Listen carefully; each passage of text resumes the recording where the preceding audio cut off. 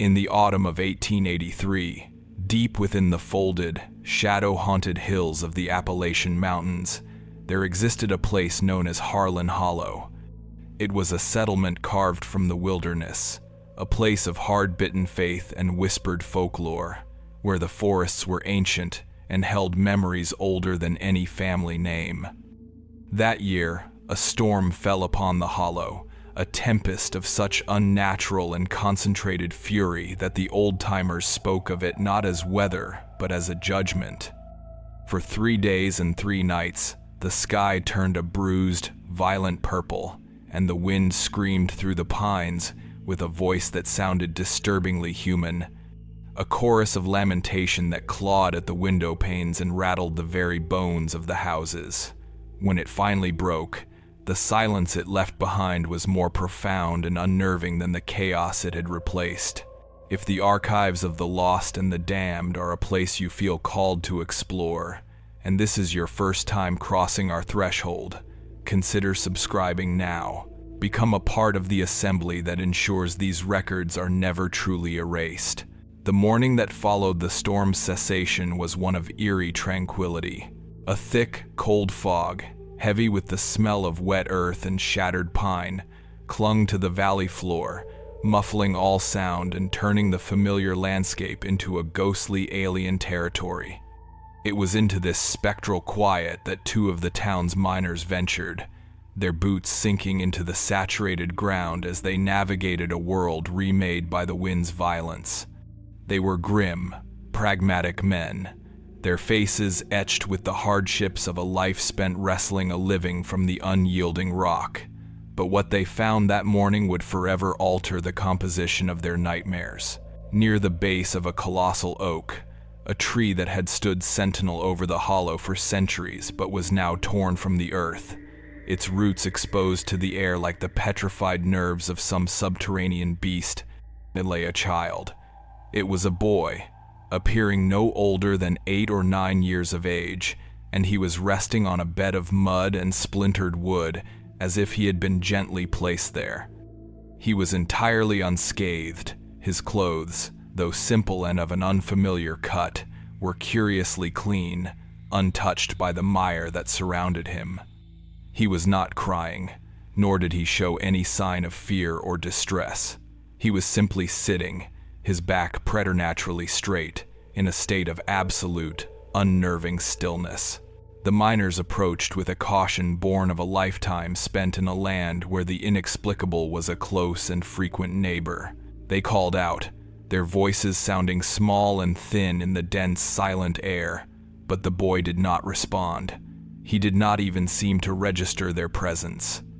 It was when they drew closer, close enough to see his face in the pearlescent gray light, that the first true seed of fear was planted. His features were placid, almost unnervingly perfect, but it was his eyes that arrested them.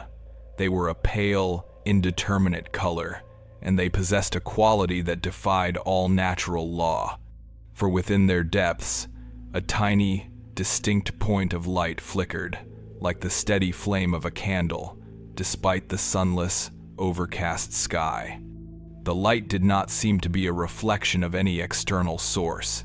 It appeared to be generated from within, a cold and ancient luminescence that held their gaze and seemed to look straight through them, into the dark and hidden corners of their own minds.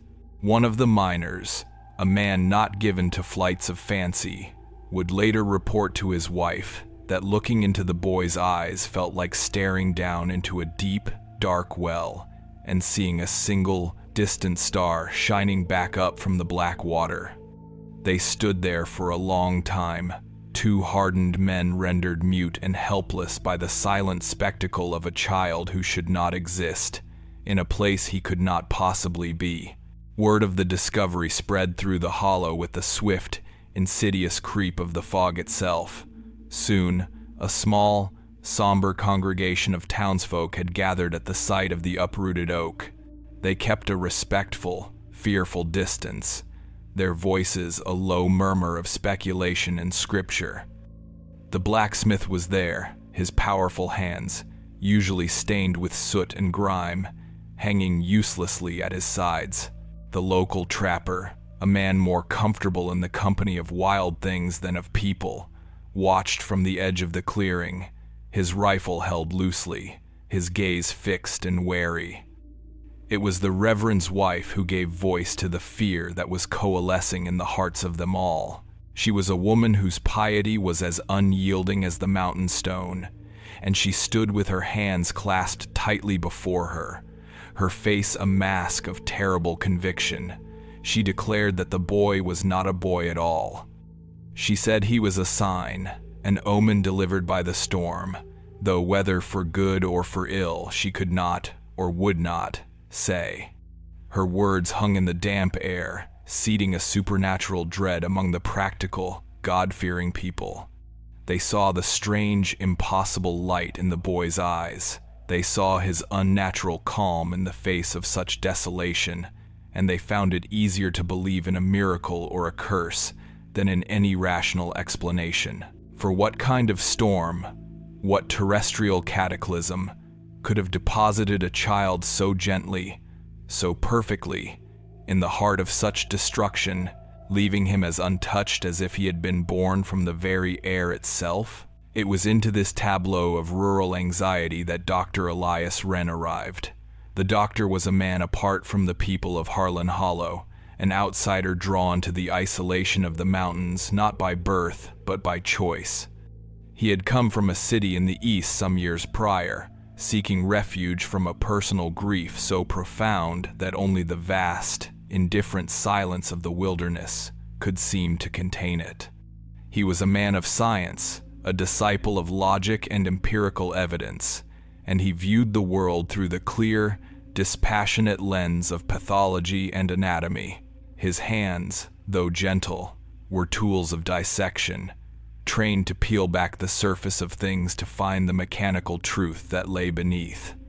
He carried with him the quiet, weary authority of a man who had looked closely at death and had found it to be a matter of organ failure and cellular decay, not of spirits or divine will. Yet, for all his rationality, he possessed a deep well of compassion for the people he served, a quiet understanding of the fears that governed their lives, even if he did not share them.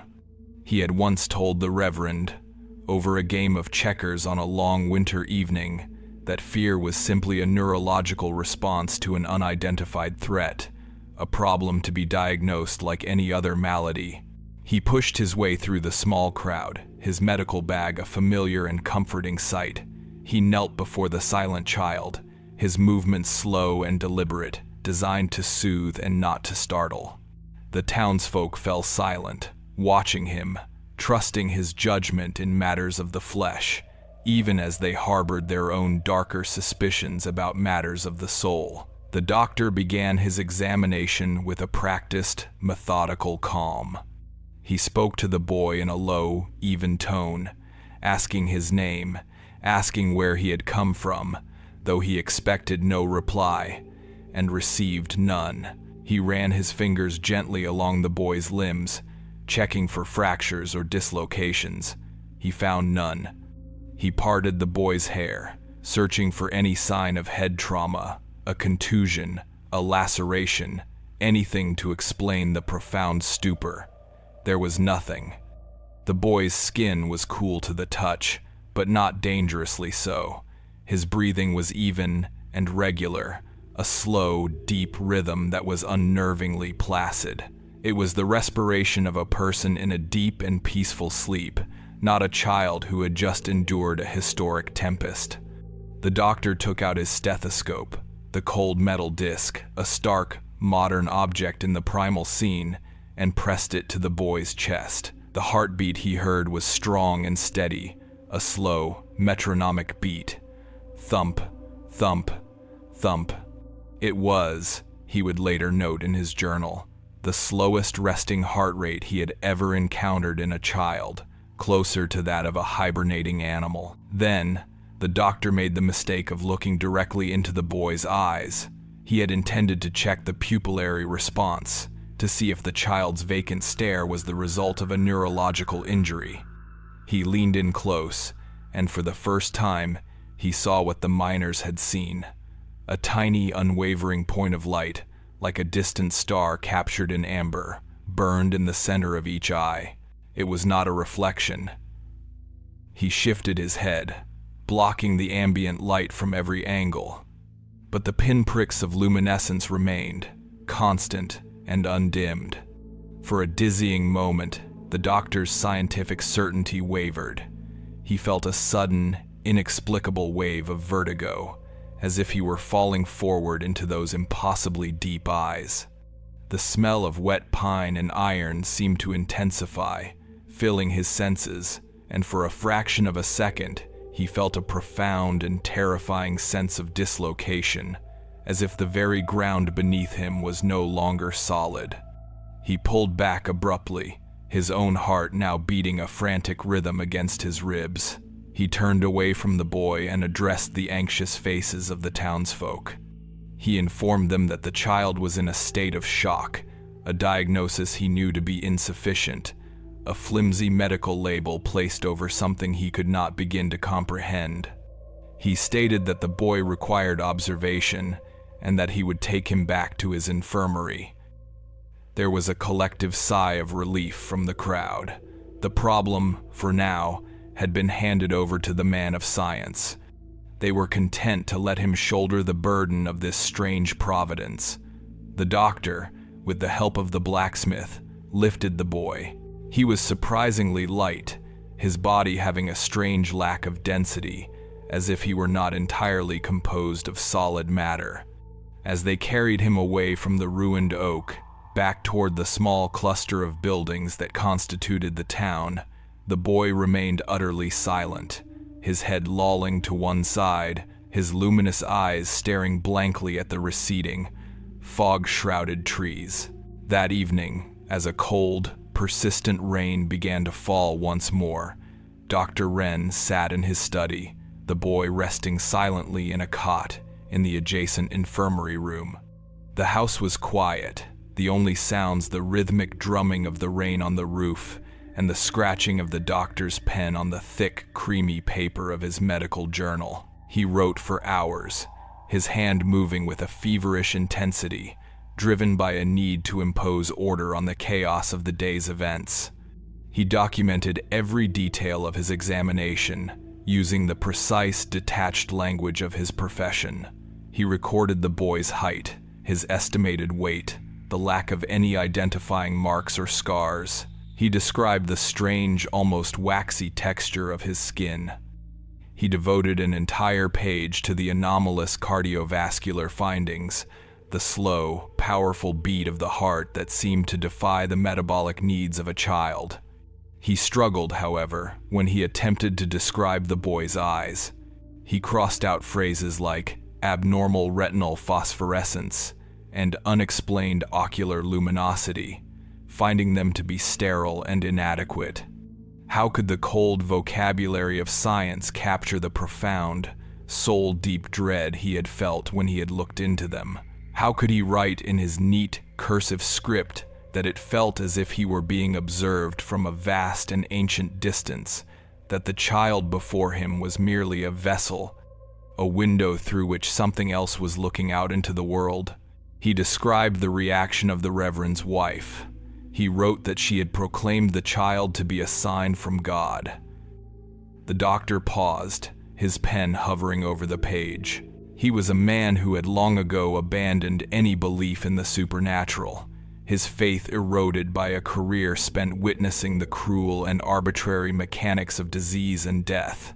He believed in the tangible, the measurable, the things that could be understood through reason and observation.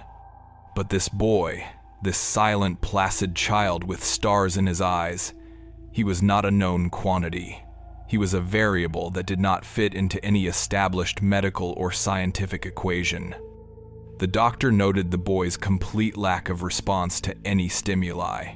He had not eaten, had not had a drink of water, had not made a single sound. He had not slept. He simply lay on the cot, his eyes open, that internal light flickering in the dim, lamplit room. His stillness was not the stillness of peace, but the stillness of something waiting. It was an active, watchful silence that seemed to absorb the very sound from the air, making the small house feel vast and empty. As the doctor chronicled these unsettling facts, he found himself repeatedly posing the same questions in the margins of his notes. Who is this child? And what kind of storm could have left him so utterly untouched, so perfectly preserved?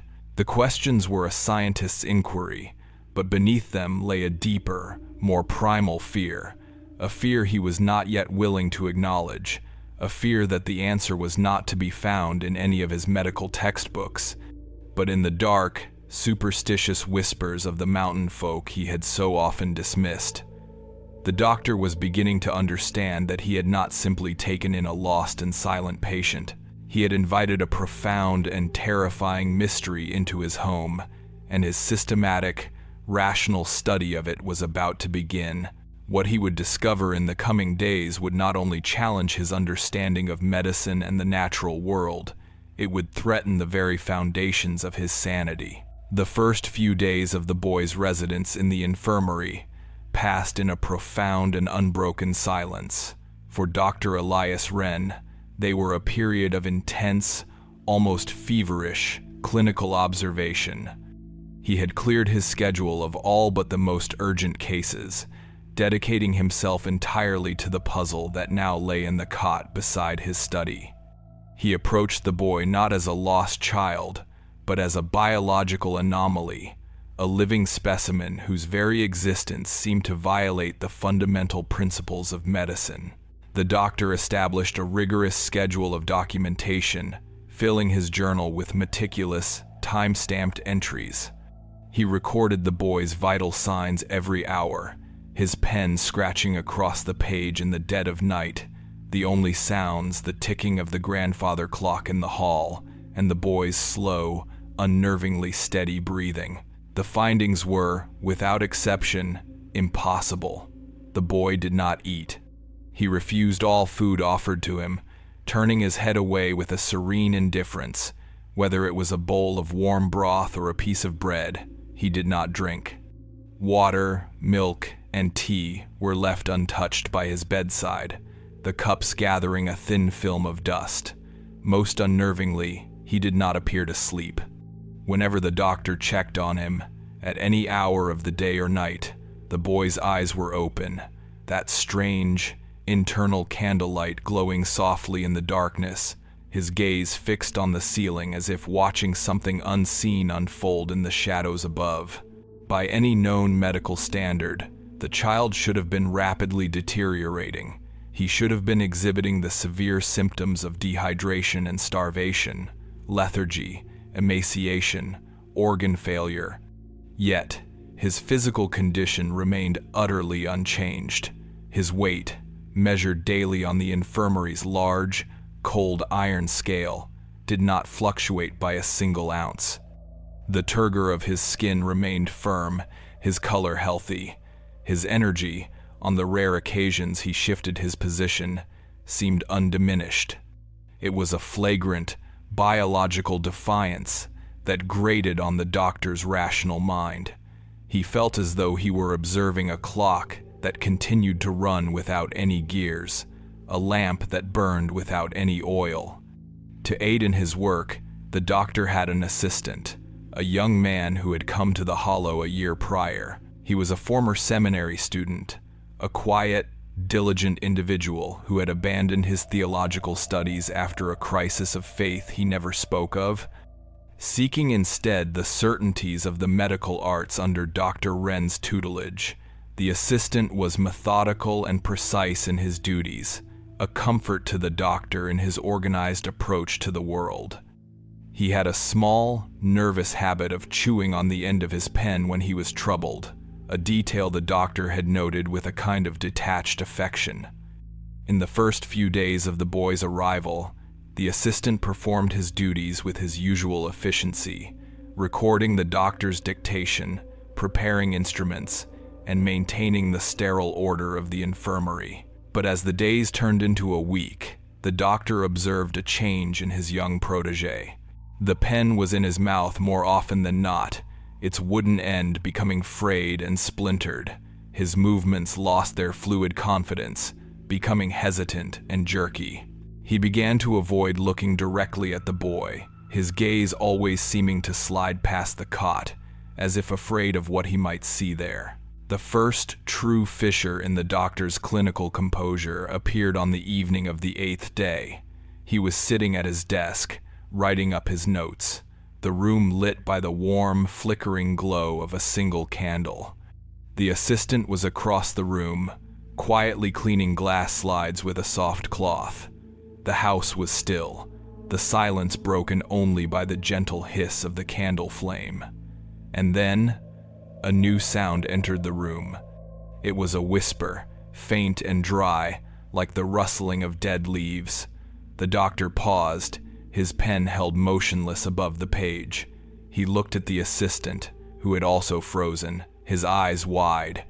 The sound came again, and this time it was undeniably a voice, a perfect imitation of the blacksmith's wife, a woman known for her high, reedy complaints about the damp weather. The voice whispered a single, mundane phrase about the price of flour, a sentence the doctor had overheard the woman utter in the general store 2 days before. The doctor stood up slowly and walked to the door of the infirmary room. He looked at the boy, who lay on the cot in his usual state of placid stillness, his luminous eyes fixed on the ceiling.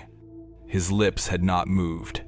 The doctor returned to his desk and tried to rationalize what he had heard. He suggested to the assistant that it was a trick of the wind, an auditory hallucination brought on by fatigue. The assistant said nothing, but the look on his face was one of pure, unadulterated terror. He knew, and the doctor knew, that there had been no wind that night. From that day forward, the phenomenon escalated with terrifying speed. The boy began to mimic other voices, voices from the village, but he only ever spoke the words of people who were not present, and often of conversations that had taken place days or even weeks earlier. He reproduced them with flawless, chilling accuracy, capturing not only the pitch and cadence of the speaker, but the subtle emotional undertones, the weariness, the anger, the quiet desperation.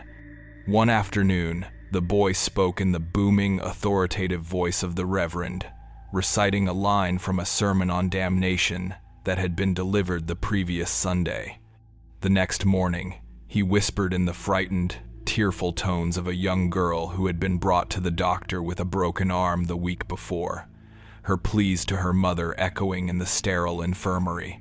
The boy himself remained a silent, motionless conduit. His lips never moved, his expression never changed.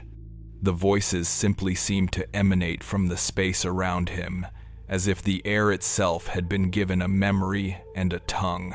The doctor's journal entries from this period reflect a mind straining against the limits of its own understanding. He filled pages with frantic speculative theories. He wrote of complex acoustic resonance, of a previously unknown form of auditory projection, of a neurological disorder that allowed the patient to absorb and replay sounds from his environment. Each hypothesis was more elaborate and less convincing than the last. He was a man drowning in a sea of the impossible, and the straws of scientific explanation he grasped at were disintegrating in his hands. While this psychological siege was unfolding within the walls of the infirmary, a new and more tangible fear was beginning to take root in the hollow. A pair of miners, their faces grim with worry and lack of sleep, came to see the doctor. They spoke of missing livestock. A goat had vanished from its pen, the wooden latch still secured. 2 chickens were gone from a locked coop, with no sign of a fox or a weasel. A prize hog had disappeared from its sty overnight, its considerable weight and bulk making a silent theft seem impossible. The miners spoke in low, hushed tones, their eyes darting nervously toward the infirmary door. They did not make a direct accusation, but their implication was clear. They said that the woods had felt different since the storm. that the nights were colder and quieter than they should be, as if all the animals were holding their breath. They said there was a wrongness in the air, a wrongness that had arrived with the strange, silent boy. The doctor listened patiently, his face a mask of professional concern, but inside, a cold dread was spreading through him. He knew these men. They were not prone to superstition. Their fear was real, and it was a direct threat to the controlled environment he was trying to maintain. He was not just studying the boy anymore. He was hiding him. The doctor's scientific instincts, though battered, were not yet broken. He decided that if he could not understand the source of the phenomena, he would, at the very least, meticulously document their physical manifestations. He began a new series of experiments, treating his own home as a laboratory. He placed thermometers in every room, and what he recorded defied the laws of thermodynamics. The temperature in the infirmary, specifically in the immediate vicinity of the boy's cot, was consistently 10 to 15 degrees colder than the rest of the house. It was a localized, unnatural cold, a pocket of deep winter that seemed to cling to the child. The doctor could feel it on his skin when he approached, a damp, cellar-like chill that raised the hairs on his arms. He investigated the reports of flickering lights. His own candles and lamps would often gutter and dim when he was near the boy, as if the air were being starved of the very oxygen needed for combustion. To test this, he lit a dozen candles and arranged them on a tray. As he carried the tray into the infirmary, each flame dipped and shrank in unison, their light turning a sickly, anemic blue. The moment he crossed back over the threshold into the study, they flared back to their full, healthy brightness. He also began to notice an increase in static electricity within the house. Metal doorknobs delivered sharp, painful shocks. His own hair would stand on end when he passed the infirmary door. On one occasion, as he reached for a steel scalpel on his instrument tray, a visible blue spark, nearly an inch long, jumped from the metal to his fingertip. He started to wonder if these disparate, anomalous events, the voices, the cold, the electrical energy, were all connected, different symptoms of a single, underlying sickness. His journal, once a testament to clinical order, became a chaotic landscape of data points and terrified speculation. The neat lines of his cursive began to waver, the ink smudged and blotted in places, the unmistakable signs of a hand that was no longer steady. He wrote that it felt as if the boy were a kind of human lodestone, a nexus point around which the ordinary laws of physics were being bent and distorted. The atmosphere in the study, once his sanctuary of reason, was now thick with a palpable tension, the air humming with an unseen energy. The candlelight flickered constantly, though there was never any wind, casting long, dancing shadows that seemed to writhe and recoil from the infirmary door. The breaking point came for the assistant. He had grown pale and gaunt over the past 2 weeks, his eyes ringed with dark circles. He had taken to wearing a small wooden cross beneath his shirt, a relic from the faith he had claimed to have abandoned.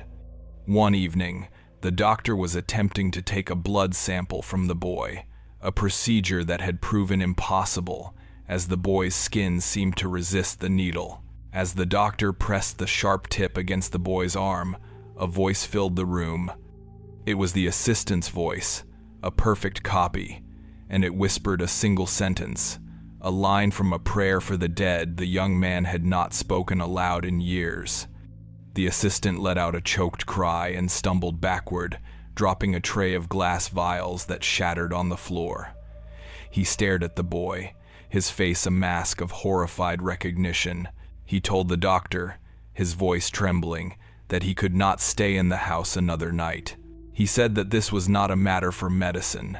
He insisted, his seminary training returning to him in a flood of desperate certainty, that the boy was not a patient. He was a vessel, and the thing that filled it was ancient and unholy. He said that by studying it, they were not learning from it, they were feeding it.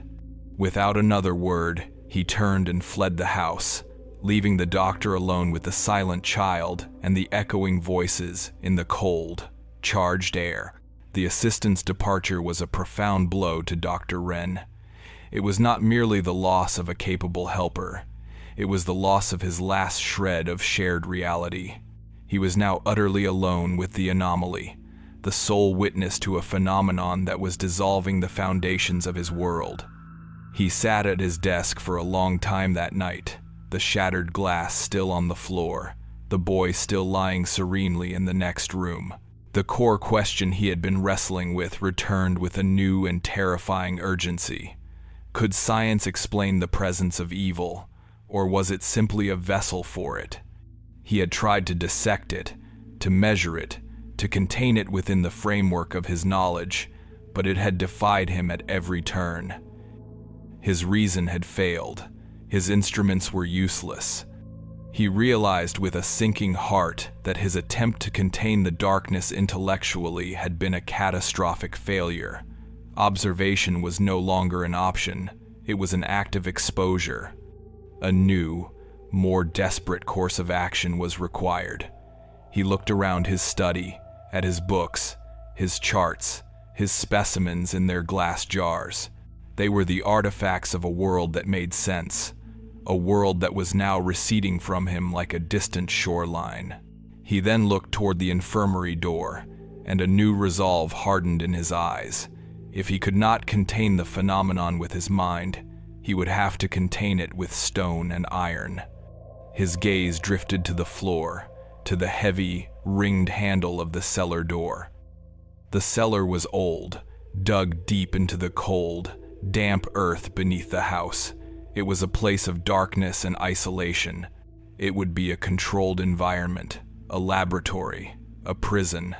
The assistant's flight from the infirmary marked a profound and irreversible turning point in Dr. Wren's investigation.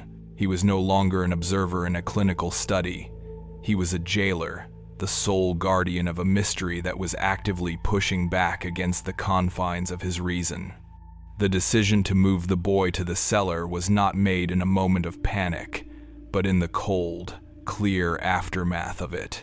It was an act of desperate logic, a final, grim attempt to impose a physical order on a phenomenon that had obliterated his intellectual one. He told himself that it was a necessary step to create a more controlled environment, to eliminate any possibility of external influence, to isolate the variable. But deep in the recesses of his soul, a place his scientific mind rarely dared to venture, he knew that he was not securing his experiment. He was trying to bury it. He waited until the dead of night, when Harlan Hollow was shrouded in a starless, impenetrable blackness. He carried the boy down the narrow, creaking stairs into the earthy dampness of the cellar. The boy offered no resistance. He remained in his state of placid silence, his body as light and pliant as a doll's, his luminous eyes reflecting the doctor's lantern light in two unnerving golden points. The cellar was a small, claustrophobic space, with walls of rough-hewn stone that wept a perpetual, slick condensation. The air was thick with the smell of damp earth, of mildew, of generations of stored roots and forgotten things. It was a primal, subterranean world, cut off from the light and air of the surface. The doctor had prepared the space with a kind of grim fastidiousness. He had cleared a small area, sweeping the packed dirt floor, and placed a simple iron cot against the far wall. A single lantern, hung from a low-hanging beam, cast a pool of weak, trembling light, throwing the corners of the room into deep, impenetrable shadow. He laid the boy on the cot, and after a moment's hesitation, secured a single, heavy iron manacle to his ankle, its chain bolted directly into the stone wall. It was a crude and, he knew, probably useless gesture, but the physical act of locking it, the solid, metallic click of the mechanism, offered a fleeting and illusory sense of control. He left a pitcher of water and a plate of bread on the floor, a habit of care he could not bring himself to abandon, and then he retreated up the stairs, pulling the heavy oak door shut behind him.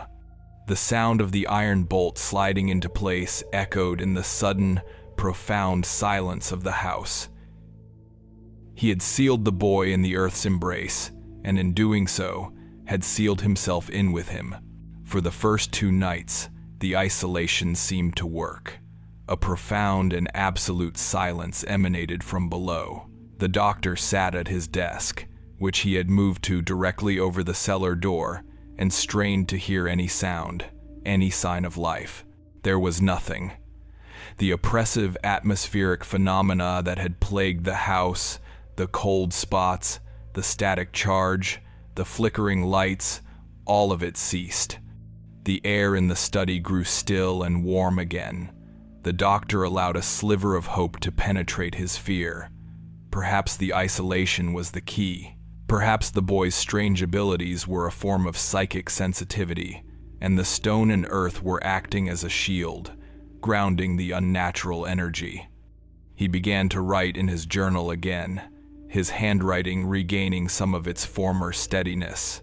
He theorized that the boy was a kind of repository for stray human energies, his vacant mind a perfect vessel for the psychic residue of the community.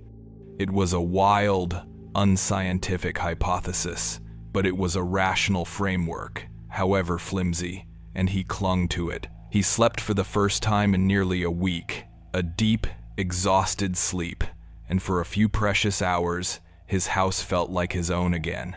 The hope was shattered on the 3rd night. The doctor was awakened from a shallow, dreamless sleep by a sound. It was a whisper, so faint it was almost imperceptible, seeming to rise up through the very floorboards beneath his bed. He sat up, his heart instantly pounding in his chest.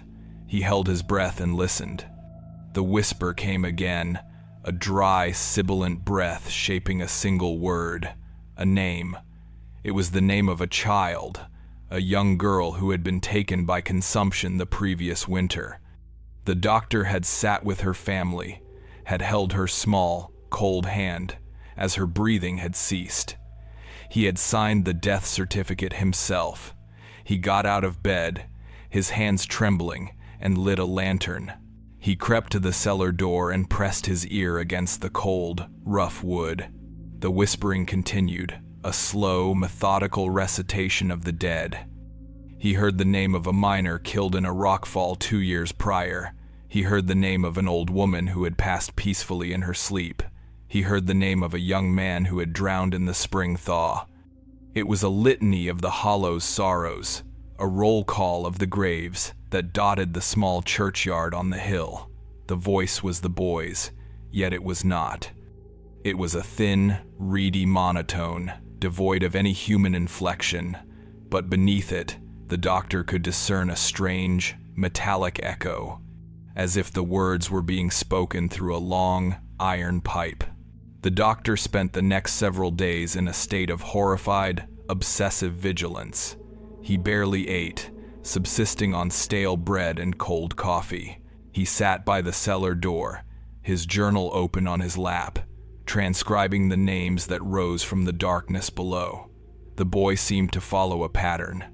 He was silent during the day, but as soon as the sun set and the last vestiges of light bled from the sky, the whispering would begin. The doctor's scientific mind, though reeling, fought to find a pattern, a logical key to the horror. He cross-referenced the names with the town's birth and death records, which he kept as part of his medical duties. He confirmed that every name spoken was that of a deceased resident of Harlan Hollow. There were no exceptions. He began to wonder, in a frantic scrawl in his journal, if the boy was some kind of medium, a conduit for the spirits of the departed.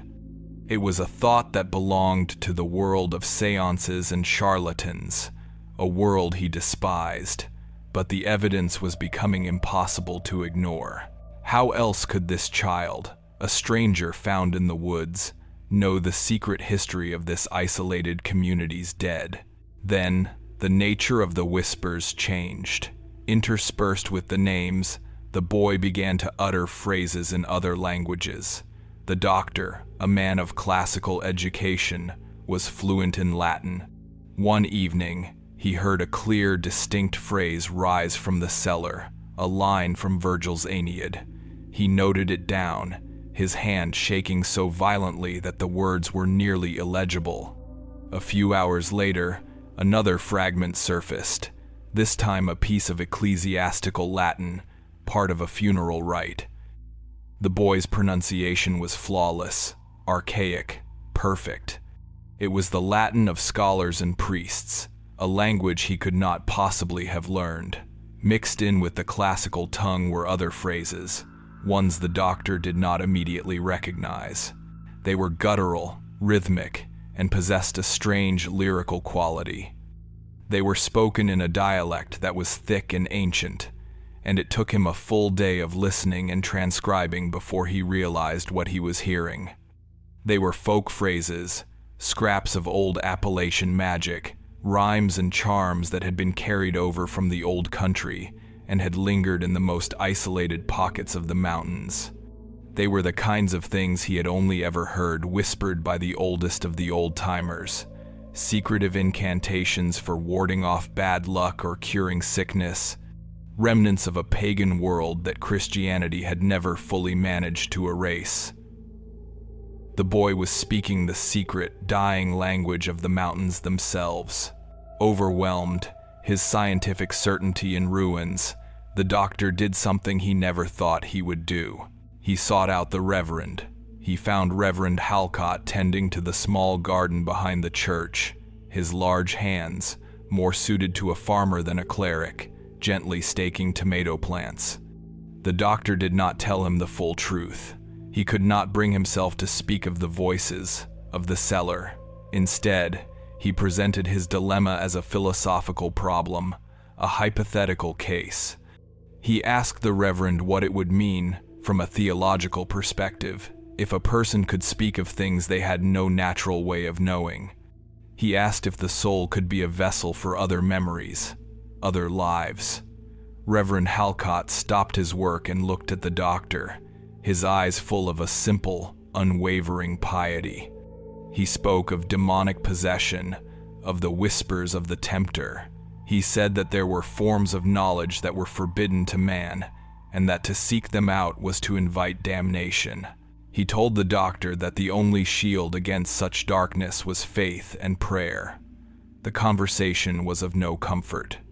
The Reverend's world was one of clear, unambiguous lines between good and evil, God and Satan.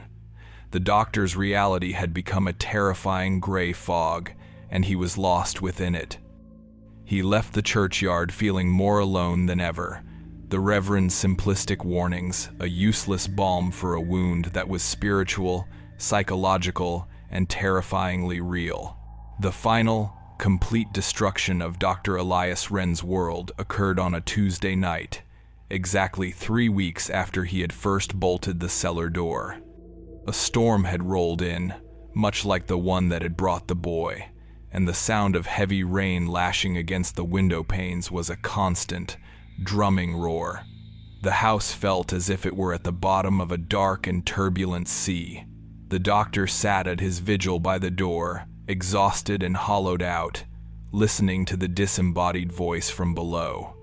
But tonight, the boy was not reciting the names of the town's dead.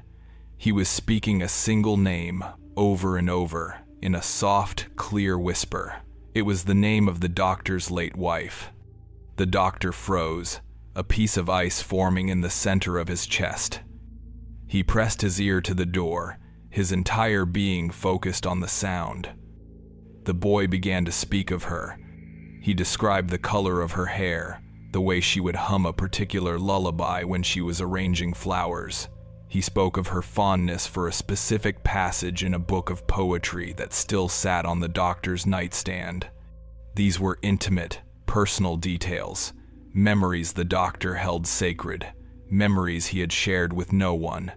He felt a wave of nausea and grief so powerful it almost brought him to his knees. It was a violation, a sacrilegious intrusion into the most private sanctuary of his heart. And then came the final, devastating blow. The whispering from the cellar grew even softer, more intimate. The boy's voice described a day, years ago, when the doctor and his wife had been walking by a river. She had slipped on a wet stone and he had caught her, but not before her arm had scraped against a jagged piece of rock. It had left a scar on her left shoulder, a thin, silvery line in the shape of a crescent moon. It was a tiny, insignificant mark, a secret flaw that the doctor had found beautiful, a part of the private landscape of their life together. No one else in the world knew of it. He had never spoken of it. There were no photographs. It was a secret that was meant to have died with her. As the boy described the scar with perfect, unnerving accuracy, something inside Dr. Wren broke. The dam of his scientific rationalism, already cracked and leaking, burst completely, and a flood of pure, primal terror washed over him. This was not a medium channeling the dead. This was not a psychological anomaly. This was something else.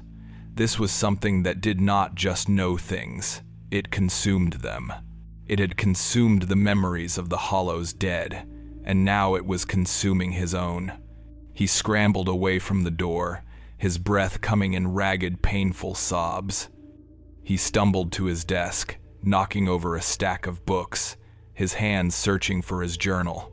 He looked at the pages filled with his neat, meticulous notes, his careful transcriptions of the whispers, his desperate, failing theories. He saw it now not as a record of a scientific inquiry, but as a testament to his own arrogance. He had tried to study the darkness, and in doing so, he had invited it to study him. His obsession had turned to abject fear. He reached for the lantern, his mind screaming at him to burn the journals, to destroy the evidence, to erase every last trace of this unholy communion before it erased him completely. The doctor's resolve to burn his journals, to incinerate the record of his descent into the inexplicable, crumbled as quickly as it had formed. As he stood over his desk, the lantern held aloft in a trembling hand, the flame casting wild, dancing shadows across the room. A new sound rose from the cellar. It was not a whisper this time. It was his own voice. It was a perfect, flawless imitation of his deep, measured tones, and it spoke a single, chilling question that echoed the thought in his own mind. He heard himself ask what good it would do to burn the pages when the words were already etched inside him. The shock of it was a physical blow, a punch to the gut that left him breathless. He lowered the lantern, his entire body rigid with a new and more profound kind of terror. The thing in the cellar was no longer just repeating the past. It was now reacting to the present. It was inside his head. The boundary between the observer and the observed, a line he had guarded his entire professional life, had not just been crossed, it had been utterly and completely erased. From that moment on, the nature of his imprisonment and the boy's shifted. The doctor was no longer a scientist studying a specimen. He was a man locked in a terrifying, silent dialogue with a perfect, malevolent mirror. He abandoned any pretense of a normal life. Patients who knocked on his door were turned away with a curt, mumbled excuse about a quarantine. He nailed boards over the windows of the infirmary, plunging the house into a perpetual dusty twilight. His world shrank to the confines of his study, to the small, charged space of air above the cellar door. The boy's mimicry became relentless and terrifyingly precise. When the doctor would sit down to write in his journal, a futile act of habit he could not seem to stop, he would hear the sound of a pen scratching on paper rising from below, the rhythm a perfect match for his own. He began to conduct a series of grim, desperate experiments to test the limits of this connection. He would clear his throat, and an instant later, the sound of a throat being cleared would echo up from the darkness. He would tap his finger on the wooden desk, a complex, syncopated rhythm, and the exact same pattern would be tapped back from the other side of the door. The mimicry was instantaneous, flawless, and utterly soulless. It was the sound of a machine, a thing that could replicate the form of an action with no understanding of its substance. The psychological toll of this constant, perfect reflection was devastating. The doctor began to doubt his own actions, his own thoughts. Was the decision to tap his fingers his own, or was it a response to a suggestion planted in his mind from the cellar? When he heard his own voice rise from the floorboards, was it an echo of what he had just thought, or the genesis of the thought itself? He felt his identity, his very sense of self, beginning to erode, like a shoreline being eaten away by a relentless, implacable tide. He was becoming a ghost in his own house, his own mind. His journal entries from this time are a testament to his unraveling. The handwriting becomes a jagged, almost illegible scrawl, the sentences fragmented and paranoid. He wrote that he felt as if his own soul were being siphoned away, drawn down through the floorboards to feed the silent, watchful thing below. He became obsessed with the concept of mirrors and reflections, filling pages with frantic sketches of light bouncing off polished surfaces, of eyes looking into other eyes. He wrote that he feared looking into his own shaving mirror in the morning, terrified that he would see the boy's face looking back at him. The terror escalated when the mimicry moved beyond simple sounds and actions into the realm of complex knowledge. The doctor, in a desperate attempt to cling to the solid ground of his own intellect, his own specialized learning, began to sketch in his journal. He drew a detailed diagram of the human heart, labeling the ventricles and atria with practiced anatomical precision. He had barely finished the drawing when he heard a faint, scraping sound from below. He pressed his ear to the cellar door, his blood running cold. The sound was that of something being scratched into the dirt floor. He sat there for what felt like an eternity, listening to the slow, methodical scrape, scrape, scrape. When it finally stopped, a profound silence returned. He did not go down to look. He did not have to. He knew, with a certainty that defied all logic, what he would find. He had created an image in the light, and its perfect, sterile copy had been simultaneously rendered in the darkness below. The boy was not just mirroring him, he was matching him, demonstrating an intelligence that was not mimicked, but innate and horrifyingly vast. He was not just a vessel, he was a contemporary, the assistant, the former seminary student who had fled the house in terror weeks before, became an unwitting participant in the final act of this psychological horror. He had not gone far. He had taken a room at the town's small boarding house, unable to bring himself to leave the hollow, held there by a morbid, fearful curiosity. He had been seen wandering the woods near the doctor's property, his face pale and haggard. One evening, driven by a mixture of guilt and a desperate need to understand what he had witnessed, he returned to the doctor's house. He knocked on the door, his calls echoing in the unnerving silence. When he received no answer, he went around to the back and peered through a gap in the boarded-up windows of the infirmary. What he saw in the dim, dusty light caused him to let out a strangled cry.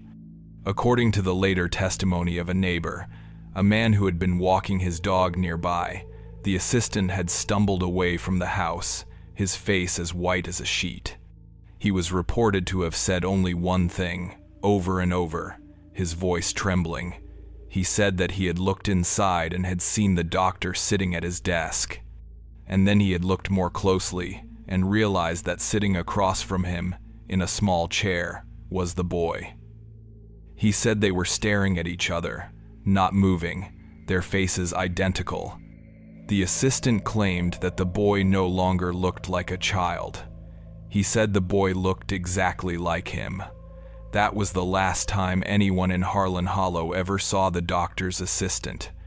He vanished without a trace, his belongings left untouched in his room, his disappearance adding another layer of dark legend to the doctor's increasingly sinister reputation. The doctor recorded the assistant's visit in his journal, though his account is fractured and barely coherent. He wrote that he had not let the young man in. He wrote that he had watched him through the window, had seen the look of terror on his face. Then, he added a single, chilling sentence. He wrote that the boy had smiled as the assistant had run away. It was the first and only time he had ever recorded any change in the boy's placid, emotionless expression. The event seemed to push the doctor over a final precipice. He began to understand, or to believe he understood, the true nature of the thing in his cellar. It was not a demon in the biblical sense, not a spirit of the dead. It was something more elemental, more ancient. It was a mirror, a perfect psychic mirror that reflected the darkest, most hidden parts of the person who stood before it. It did not have a soul of its own. It assembled one from the fears, the secrets, the sins of others. It had reflected the collective grief of the hollow. It had reflected the doctor's sorrow for his dead wife. And now, it was reflecting the doctor himself, his intelligence, his knowledge, his growing madness. The assistant had disappeared, he wrote, because the boy had begun to reflect him, and the young man could not bear to look at the secret anxieties and the crisis of faith that he had tried to bury. In his final, lucid entry, Dr. Wren articulated a terrifying new hypothesis. He wrote that he had been wrong from the very beginning. The storm had not brought the boy to Harlan Hollow. The storm had simply unearthed him. He was a part of the land, a thing that had always been there, deep in the ancient rock and the dark, untouched soil of the mountains, a thing of psychic gravity, drawing in the emotional detritus of the generations who had lived and died on the surface above. He was not an invader from some other world. He was a manifestation of the darkness that resided within this one. He was a concentration of the place's own soul. The doctor realized with a clarity that was both horrifying and strangely liberating that the boy was not imitating him to taunt him. The imitation was a process, a completion. He was not just being mirrored, he was being replaced. This realization spurred him to a final, desperate course of action. The experiment could not continue. It had to be terminated. But he also knew, as he looked at his own reflection in the darkened window pane, at the gaunt, wild-eyed stranger who stared back, that it was too late to simply walk away. The connection was too deep. The mirroring was too perfect. To destroy the reflection, he would have to destroy the man being reflected. A fevered, desperate plan began to form in his mind, a plan to end both of their lives, to take the mirror and the man it reflected and seal them away in a darkness so profound that no light could ever enter and no reflection could ever escape. Dr. Wren's final days were a flurry of grim, purposeful activity, the frenetic energy of a man who has accepted his own damnation and is now merely arranging the particulars of his descent. The plan that had formed in the crucible of his psychological torment was one of absolute, eternal containment. He would not, could not, kill the boy. An act of such direct violence was beyond him, and more importantly, he had come to believe it would be useless. How could you kill a reflection without shattering the mirror? And how could you shatter a mirror that was not made of glass, but of something far more ancient and resilient? No, the boy could not be destroyed. But he could be buried. He could be returned to the deep, silent earth from which the doctor now believed he had come. The place he chose for this final, desperate act was the old silver mine, a failed venture from a decade earlier, its tunnels honeycombing the base of the mountain at the far end of the hollow. It was a place the townsfolk avoided, a scar on the landscape that had yielded nothing but financial ruin and had claimed the life of one miner in its brief, inglorious operation. It was a place of darkness, of silence, of abandonment. It was the perfect tomb. The doctor worked with a feverish, almost inhuman strength, fueled by a terrifying clarity of purpose. He toiled through the nights, using the cover of darkness to move his materials, his actions hidden from the prying eyes of the increasingly fearful and suspicious townspeople. He loaded his horse-drawn cart with heavy tools, pickaxes, shovels, timber for bracing, but the most crucial and unusual cargo he transported were the thick, heavy sheets of lead he had ordered weeks before. Under the pretense of renovating his infirmary's X-ray room, a piece of modern medical equipment that had never actually existed. The lead had been his first, instinctive attempt at containment, a scientist's shield against an unknown form of radiation. Now, it would serve a more primitive, more superstitious purpose. It would be the lining of the sarcophagus, a barrier not against energy, but against influence, a final desperate attempt to insulate the world from the boy's silent, psychic emanations. Deep within the main shaft of the abandoned mine, in a small dead-end tunnel about 100 feet from the entrance, the doctor began to construct his chamber. The work was brutal and punishing. The air in the mine was cold and stagnant, thick with the smell of sulfur and damp, sterile rock. The only sounds were the rhythmic scrape of his shovel against stone, the thud of his pickaxe, and the ragged, desperate gasps of his own breathing, each sound swallowed by the profound, oppressive silence of the underground. He worked by the light of a single lantern, its glow a small, fragile island in an ocean of absolute blackness. He hollowed out a small alcove in the rock wall, a space barely large enough for a single person to stand. Then, with painstaking effort, he began to line it with the heavy lead sheets. He cut them with shears, his hands bleeding from the sharp edges, and hammered them into place, the percussive, metallic bangs echoing eerily down the empty tunnels. He was not just building a prison, he was constructing a vault, a place designed to hold something not just physically, but metaphysically. He was a man of science, performing an act of arcane ritual.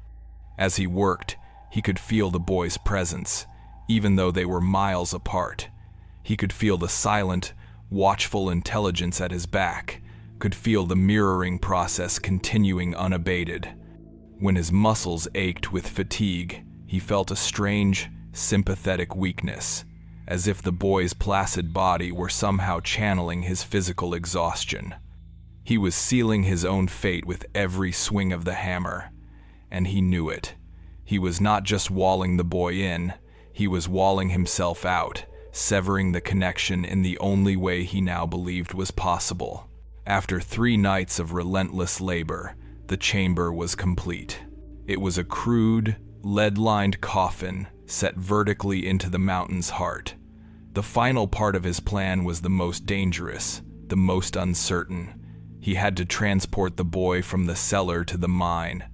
He returned to his house in the pre-dawn gloom of the 4th day, his body a canvas of aches and cuts, his clothes caked in mud and rock dust. He unbolted the cellar door, the sound of the iron scraping in the silent house seeming unnaturally loud. He descended the stairs, his lantern held before him, and found the boy sitting on the edge of the cot, as if he had been waiting. And for the second time, the boy's expression changed. A faint, almost imperceptible smile touched the corners of his lips. It was not a smile of warmth or happiness. It was a smile of serene, knowing acceptance. The doctor said nothing. There were no words left to say. He unlocked the manacle from the boy's ankle.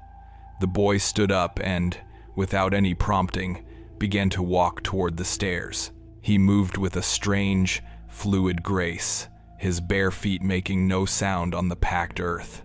The journey to the mine was a silent, spectral procession. The doctor led the way, his lantern cutting a trembling, golden path through the thick, pre-dawn fog. The boy followed a few paces behind, his small figure a dark, silent silhouette against the gray mist. He walked willingly, without hesitation, his luminous eyes fixed on the doctor's back. It was not the walk of a prisoner being led to his doom, but of a collaborator proceeding to the final stage of a shared project. When they reached the mine's entrance, a dark, gaping maw in the mountainside, the boy paused for a moment. He looked up at the doctor, his head tilted slightly, the faint, knowing smile still on his face. And then he spoke. It was the first time the doctor had heard the boy's own voice, a sound distinct from the mimicked whispers and the appropriated tones of the dead.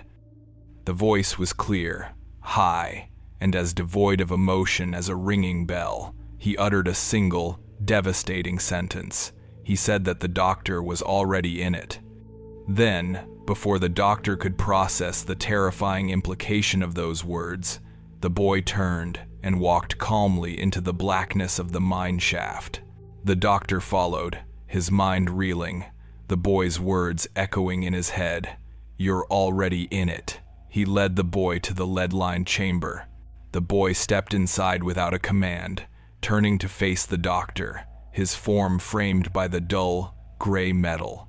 The lantern light caught the pinprick flames in his eyes, and for a final, terrible moment, the doctor felt that sense of vertigo, of falling into an infinite, starry darkness. He did not hesitate. He had come too far to falter now. He had prepared a final, heavy sheet of lead for the opening. With a surge of desperate strength, he lifted it into place, plunging the boy into absolute darkness. The hammering began. He drove heavy iron spikes through the lead and deep into the surrounding rock, the sound of the blows a deafening, final punctuation to his horrifying experiment. With each strike, he felt a strange, physical impact within his own chest, a sympathetic vibration, as if he were driving the spikes into his own body.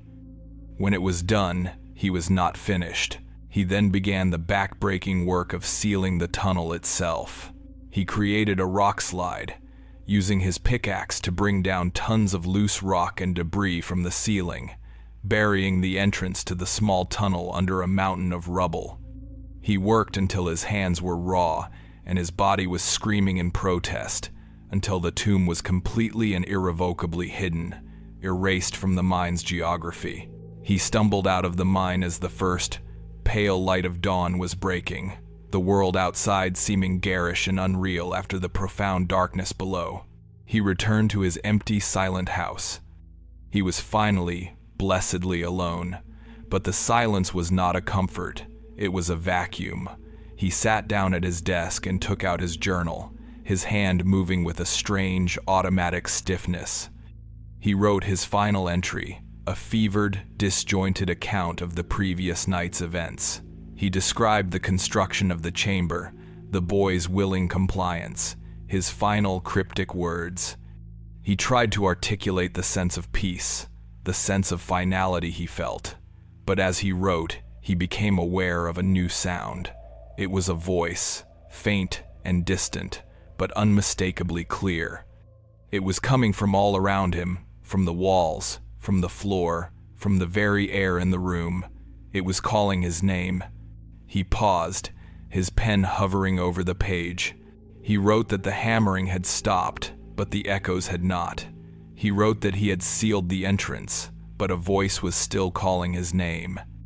He looked down at his own hand, at the pen still clutched in his fingers, and he watched, in horrified fascination, as it continued to write, even after his own mind had stopped giving it commands. The final line in his journal is a single, chilling phrase, his own name, written over and over, the handwriting slowly and subtly changing until it became a perfect, mirrored image of his own. The containment had failed. He had not sealed the boy away. He had only sealed himself in. The harrowing chronicle of Dr. Elias Wren and the unnamed boy did not end with the doctor's final, frantic journal entry. It simply bled into the soil of Harlan Hollow, becoming a part of the landscape of fear and folklore that defined the remote Appalachian community. Dr. Wren himself vanished. One morning, the townsfolk, their curiosity finally overcoming their fear, forced their way into his silent, boarded-up house. They found it empty. The infirmary was in a state of meticulous order, yet covered in a thick layer of dust, as if it had been abandoned for years. The doctor's study was the only sign of disturbance. Books were scattered, and his medical journal lay open on the desk, its final pages a terrifying testament to a mind's complete dissolution. The cellar door was ajar, the space below empty, save for a single, rusted manacle still bolted to the wall. Of the doctor and of the strange, silent boy he had taken in, there was no trace. The official explanation, recorded by a bewildered sheriff from the county seat, was that the doctor, overcome by grief and isolation, had simply walked away, taking the orphan boy with him. But the people of the Hollow knew better. They whispered their own theories over flickering fires on long winter nights. They said the doctor had made a deal with something ancient in the hills, and that his payment had been his own soul. The abandoned mine at the edge of town became a place of profound dread, a site of pilgrimage for dared adolescents, and a source of grim warnings from their elders. They called it Wren's Folly, and they said that on still nights, if you listened closely, you could hear the faint, metallic sound of a man hammering, a sound that never seemed to stop.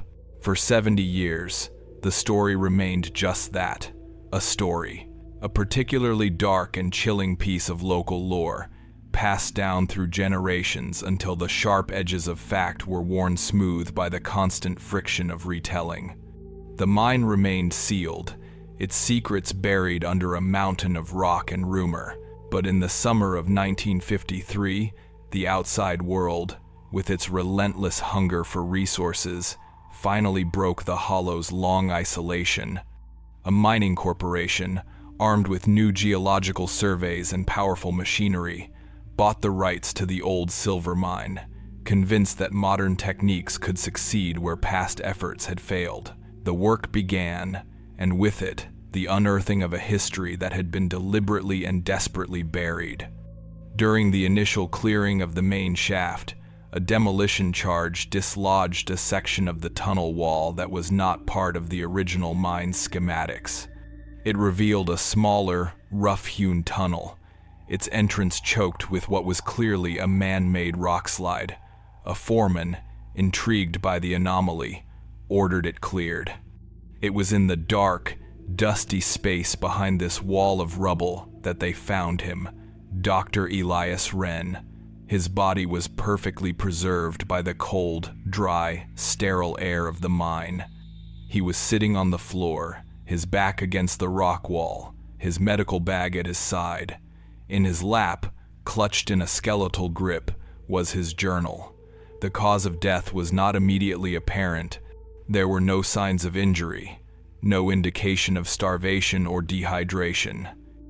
He looked, for all the world, as if he had simply sat down to rest and had never gotten up again.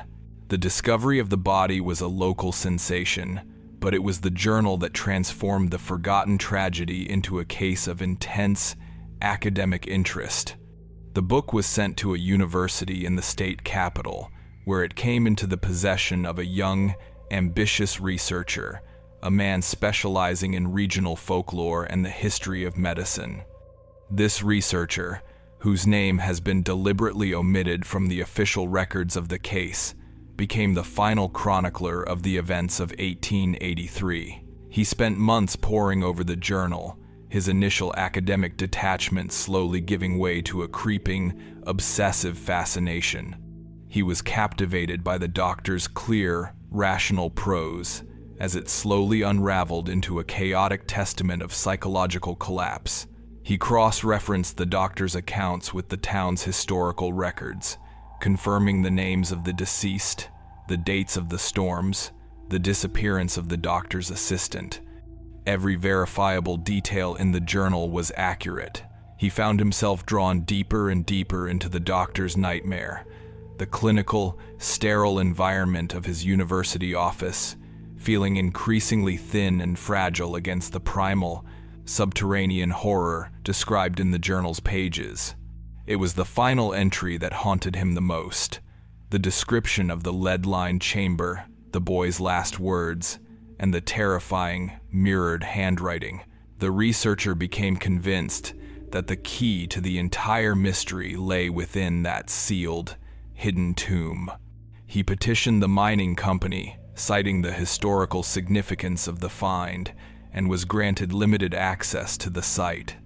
He arrived at the mine on a cold, overcast autumn afternoon, the landscape of Harlan Hollow looking much as the doctor had described it 70 years earlier.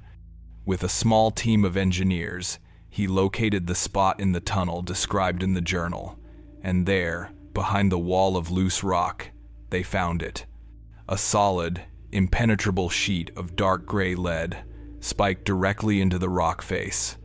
The air in the tunnel grew heavy and cold as they approached it, a noticeable, localized drop in temperature that the engineers attributed to a geological anomaly, but that the researcher knew, from his reading of the journal, to be something else entirely.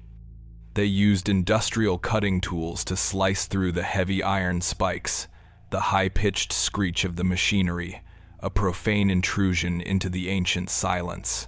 With a final, groaning protest of stressed metal, the heavy lead sheet was pulled away, revealing the small, dark chamber within.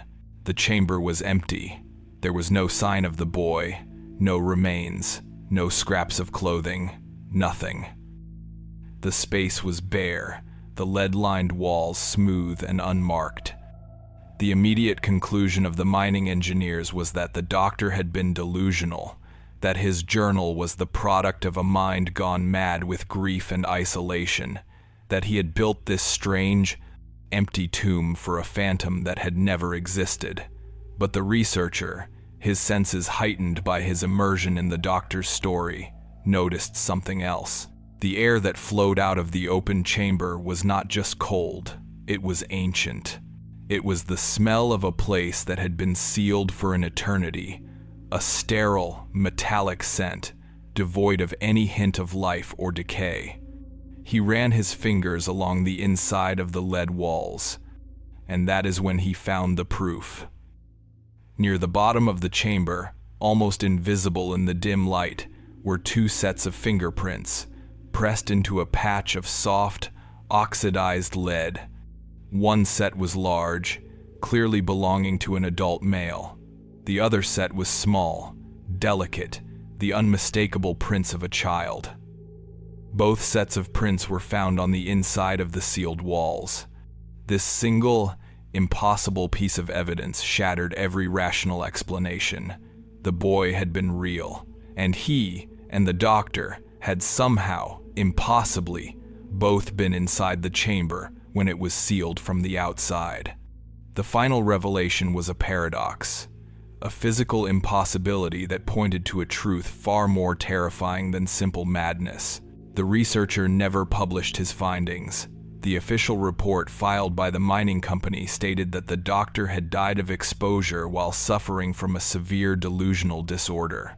The journal was quietly returned to the university archives, where it remains to this day, classified as a curious piece of historical fiction.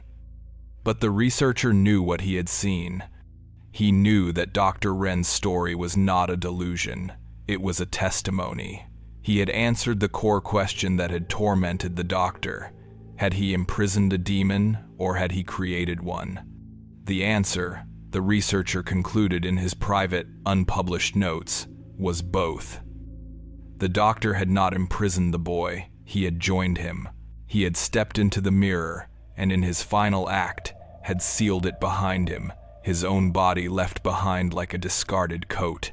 He had contained the evil, but the cost had been himself. The legacy of Harlan Hollow was not a ghost story. It was a historical case file on a perfect, horrifying symbiosis. On his final night in the Hollow, the researcher stayed in the same small boarding house where the doctor's assistant had spent his last, terrified daze. He sat by the window, looking out at the dark, hulking shape of the mountain, the open wound of the mine a blacker shadow against the trees.